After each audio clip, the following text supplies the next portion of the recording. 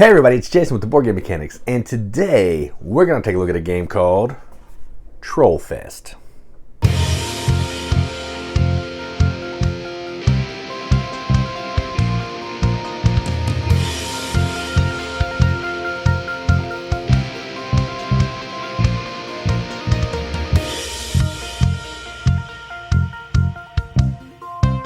TrollFest is a game published by Trick or Treat Studios, plays 3 to 6 players, designed by Bruno Faduti and Camille Mathieu. I may have said that name incorrectly. I apologize. I am awful with names. And effectively, in 45 minutes. You can play it in 45 minutes, which is probably true. It's pretty quick. Effectively, what you're doing in this game is you are forming a band of funky creatures, a whole bunch, mermaids, vampires, orcs, goblins, a whole bunch of different kinds of band members that are going to play guitar, bass, drums, keyboard, bagpipe, harp, horns, violin, cello, all those types of things. And then you're going to take that band that you created on tour around the map. That's the gist of the game. You're recruiting band members, going on tour to score points. But there are some action cards that are going to maybe affect other people's game, maybe make it easier for you to score points, all that kind of thing. But at its heart, create a band, go on tour, love the theme. So that's enough talking. Let's go down the table. Check it out. Come on, play the game. All right, so I'm going to show you how TrollFest works. I'm not actually going to play through it because it's a lot of the same and it's pretty simple. So I just kind of want to show you what you're going to get if you get this game. So set up, put the board out. You're going to put a number of dragon tokens here. On the appropriate spaces in the certain colors based on the number of players. So in a 3-player game, there'd be 2. Each player will put their scoring marker on 5. You're going to shuffle the market cards, which look like this, red with a little card on it. You're going to shuffle the city cards, which are yellow, set them off to the side. You're going to give each player a starting band card, which is a singer, guitar player, bass player, and a drummer. And those are just going to be set off to the side for now, because they're not going to be part of the draft here. And then each player is going to get 4 of these cards down here and 4 market cards. And then you're going to do a draft. Well, before you do that, you'll shuffle this and flip 7 and the springboard. And then you're going to do a draft. So you're going to take your cards, you're going to look at them, and you're going to keep 1 and pass it until you have 7. So let's just say we've all done that, and we'll discard that one. And I now have my 7 cards. All right, so then what happens is all these players are doing the same. They'll get rid of these. And then we're going to form our band. Okay, so this is the first step of the game. So we look at our starting band. You can go ahead and flip those up if you want to before you get started. Just kind of going to show you one player just to get started here. So I got my starting band. Then I will look at all the other band cards that I have. And I can decide to swap out my starting one with the better one. The better ones have stats, which you want for the end of the game, so I'm going to go ahead and do that. You can only have 1 of each band of each instrument type at the beginning of the game. Ooh, yeah, I want this. That's good. Got a keyboard player. And I think that's what we're going to stick with. I'll swap this one out. All right, and then any that you have left, you'll just discard. Everybody else will do the same. And then what happens is you'll keep your red cards just off to the side because they're in your hand. Then what happens is, starting at the beginning of the round, we're going to flip a city card. And we're going to put the groundhog in that city. So Karpaz is right there. And then that card can just go away. Okay. Then, starting in first player, so this person will be first player, they will put their hometown, which is this building token, and their van in their starting city. So I think I'm actually going to start here. Okay, and then it is my turn. So on your turn, you're going to move from one city to another, and you're going to put on a concert.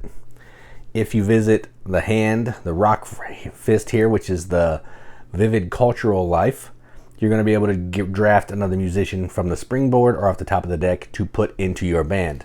You're trying to get different musicians with better stats to score more points. And I'll show you how that works, and I'll talk about how the end game works, because that's kind of the gist. So I'll say I'll move here. All right. When you move to a location, as long as you don't have a ticket there, you put a ticket down. If you're the first player to put a ticket down in a city, you get 2 points. So I get 2 points.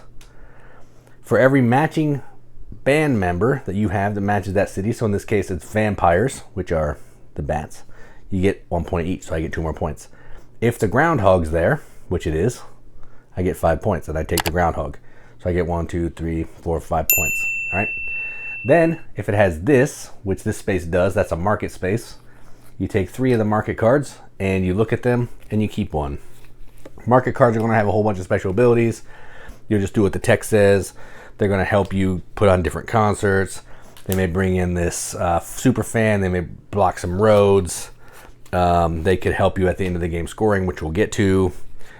Maybe let you take another turn. Choose a city. All bands which are currently in this city have taken part in a bar brawl, and they skip their next turn. So just a whole bunch of stuff like that. There's good ones. There's affecting other player ones. A whole bunch of different cards that you can get here. Then everybody else will take their turn.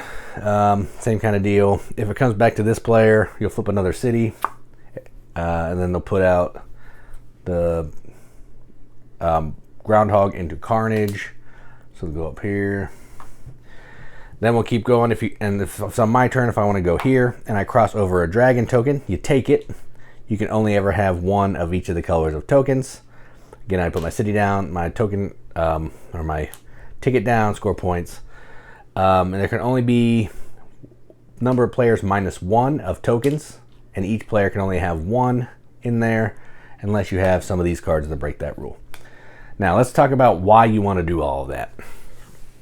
If you look over there, that's going to be the in-game scoring. So let's slide that over a little bit so you can see it. So if you look over here, if you end your tour back at your hometown, you get 5 points. That's pretty nice. If you're the first player to get rid of all of your tickets, that triggers the end of the game. Everybody else gets 1 more turn. You get 5 points. But here's the crux of the game, the performance and the authenticity. Let's talk about authenticity first. All 3 of these things are going to give you 8 points. So if you look at the band that I had, let me get it out from under the board here. Still have 1 more under there. Got it. All right. So my band is actually, I have a bass, guitar, drums, singer, and keyboard, and they're all female. So I would get classic rock band, because I have a classic rock band, I would get 8 points. 6, 7, 8. I have an all-female band, I would get 8 points. If you had an all-male band, you get 8 points. If you had the most of different species, you would get 12 points. So you look at your species cards here. I have 1, 2, 3, 4. So you look to see who has the most. There's a whole bunch of different species, some that are on the board to help you get that goal. And then there's actual other in-game points. If you look on these cards, there are stats. There's skills, which is blue. There's energy, which is lightning bolt. And there's charisma, which is the heart. You're going to look across all of your band members, and whoever has the most of each of the 3 traits is going to score 8 points, and then 4 for second place. Then you're going to see who has the most dragon tokens, or let me find some, light show cards, which will look like that. So if I had these 3 tokens, I would have a red, a black, a blue, and an orange. So I'd have 3. If someone else had more than that, then they would get 8, and I would get the 4 or 5 as in second. So this will count toward a color of the light tokens that you don't have. If you have any of these cards at the end of the game, if it has a little tint, you can use it to do what it says, kind of help you get your male-female thing, maybe give you extra light points, which I had one of those. Where is it? Yeah, you can have a different species, change one of the species, a whole bunch of different stuff you could do with those in-game cards. And then you're going to see who has the most different, or sorry, this 12 is for all the same species. So if I had all these red guys here, or if you have the most different species, whoever has the most different gets 8, second most gets 4. Then after all that is said and done, whoever has the most points is the winner. Pretty simple game. It's pretty fun. I love collecting the bands, but we can talk about more about that when we get up top. So that is TrollFest. Let's go up top, see what we think about it. What do you think, son? What do you think? All right, well, that was TrollFest. So I think you saw most of the components in the overview of the game, but I wanted to just show you something. The board's really nice. It's really big, probably too big, bigger than it needs, but the tour bus, or the van, is fantastic. So everybody has a colored van meeple, a hometown marker, which is basically a house, which is kind of boring. But I don't know how well you can see these. These are cool little tickets that you're putting on the location when you go to it, which I think that's really cool. So those are the wooden components. There's enough of those for everybody. You got the dragon tokens here, which are like you're collecting for the light show, which I showed you. But the highlight of the game is the band art.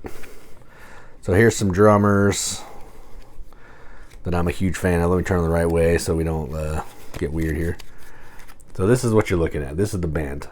This is just some drummers, some flavored drummers of all the different types, male, female, different species, all that kind of thing. Let's look at the singers, because singers are the big divas, so we got to make sure we're showing the singers off. I say that lovingly. I'm in a band. We have a singer. He's kind of a diva. So just fantastic stuff here. Love the art. The art is great, silly, cartoony, cute. I love it. So card quality is really nice too. Linen finished cards, really nice. Not a ton of, I mean, you're just shuffling the deck at the beginning, so you can sleeve it if you want, but there's not a ton of shuffling, so I don't know how much you're going to beat it up. But this game's really fun. It's, I'm not normally a Bruno Faduti fan. His games are a little too mean. But in this one, maybe Camille Mathieu, if I said that correctly, brought down some of the meanness. Yes, these cards can have some crazy stuff in there. There can be, you can block roads, you can make people have to move, close off a city, all that kind of thing.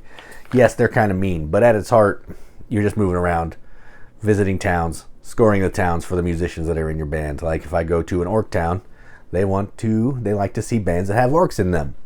You know, makes sense. It's probably some of their friends.